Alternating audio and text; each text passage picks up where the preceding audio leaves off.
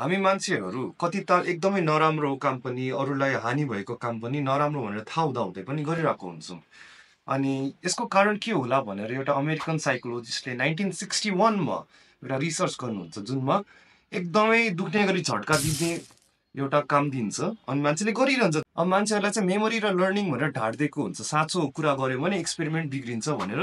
अब मान्छेहरू आउँछन्, अब तिनवटा खालको मान्छे डिभाइड भएको छ है, द लर्नर, स्टुडेन्ट भन्दा नि पायो, द टिचर अनि द एक्सपेरिमेन्टर।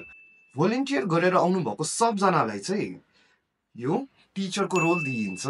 कसैलाई पनि थाहा छैन कि यो लर्नर अथवा स्टुडेन्ट अनि यो experimenter already part of the research हो, उनीहरू त्यहाँको एक्टर भनेर कसैलाई पनि थाहा छैन है। अब यो टिचरले क्वेसन सोद्धाखेरि गल्ती हुन्छ, एक्सपेरिमेन्टरले झट्का दिउ भन्छ, झट्का दिन्छ, उता पुरा आया भनेको आवाज सुन्छ। यो एकदमै बढाउँदै बढाउँदै जाँदा उता चिच्चाइरा रुइरा भित्तामा ड्याङडुङ हानेर आया आया भनेर सुनिरहेछ।